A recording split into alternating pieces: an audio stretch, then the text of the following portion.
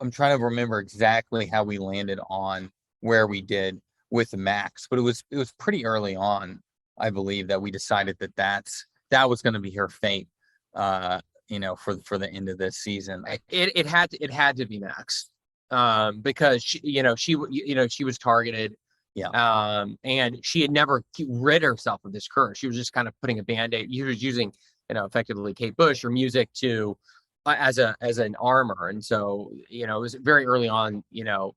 That was the plan, that she was going to remove that armor and more or less sacrifice herself to Vecna in order to give them a chance to kill him. But both her and Eddie, I mean, they're really, from the get-go, they are targeted, and they're both sort of screwed as a result of Vecna and circumstance in the case of Eddie. So in some way we see the seasons as, I mean, they're both doomed in a way since the beginning of the season. Different from something like Bobber, where it's just a shocker. It's like these characters are sort of hurtling towards disaster from very early on in the season. Yeah. What can you tease people about season 5? Well, I think one reason we're excited about it, like we always have wanted to do sort of like an Empire Strikes Back like ending, which we tried to do with 4, where just like it's the sense of loss, of like in an unusual, for us at least, season 5 is going to start pedal to the metal. I mean, we're not going to do the ramp up. There's no time. There's no normalcy, obviously, once you reach the end of 4. I mean, it's not like there's going to be time to explore our characters' love life and how is Steve's dating going. And I mean, there's going to be none of that. It's just going to be going 100 miles an hour from the beginning. I mean, we have like the opening scene for 5 mapped out. I don't know if it'll stay like that, but it's pretty wild. So yeah, no, it's going to be intense from beginning to end with not so much ramp up. I mean, I think one of the things that's exciting about season 5 is this is about everyone finally coming back together, coming back to Hawkins, Hopper back in Hawkins, Hopper back with Oberyn, the original group back together, the original group of boys plus 11, like the OG group. And like, so there's something interesting to sort of re-explore some of the season 1 dynamics again, except on this grander scale. Yeah, come full circle. And that's sort of setting up sort of us coming full circle back to season 1. And I think you'll see that with a couple of the character arcs, not just with Will, but also with, Steve Nancy and her relationship with Jonathan, where things are not fully resolved. The characters have maybe made steps, like in the case of Will, but that journey isn't over yet. And that's really, all of that is going to play a huge role as we try to wrap this thing up next season. What can you actually say about the hierarchy of the Upside Down? How much have you actually pulled back the curtain, and how much is sort of like is there some big reveal that you guys have been holding back for season 5? Yes, the big reveals remain that are coming in season 5 are really about the Upside Down itself, which we only start to hint at. There was that moment where we realized in episode 7 this year that it's frozen in time.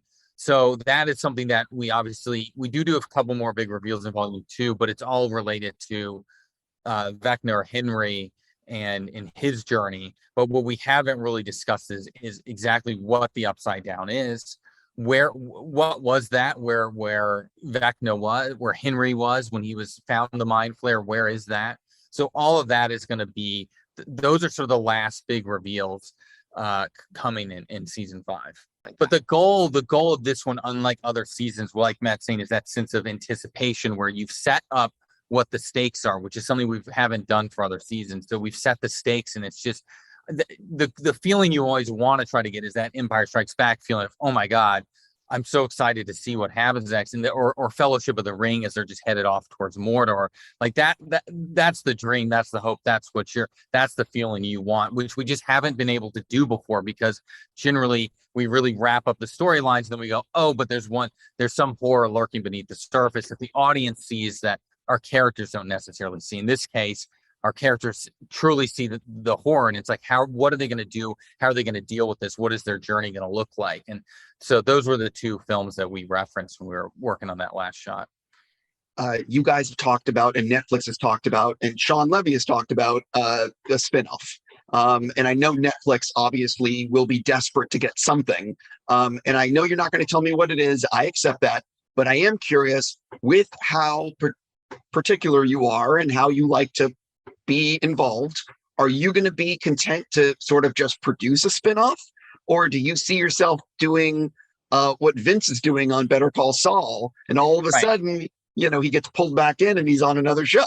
Right. Yeah, I mean, we've talked about that a lot. We do talk about the Vince Gilligan situation a lot.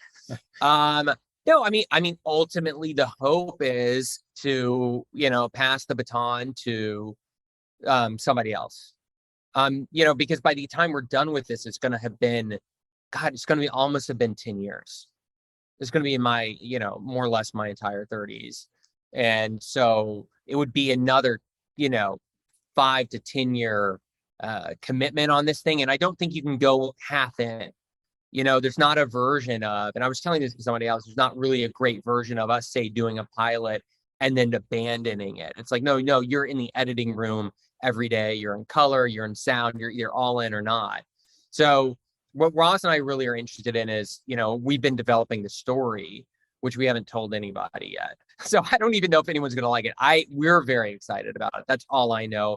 But Netflix has been cool. They haven't been pressuring us very much, honestly, about it. I mean, they're very shockingly patient with me and Ross. Keep in mind, they still have another season to get out of you. So I don't think they're concerned about the spinoff until you're done with season 5. Maybe. As soon as you turn in season 5, it's game on. Maybe. Yeah. The pressure is beginning to mount. I start to get more text about it, especially as we've been talking about it in the press.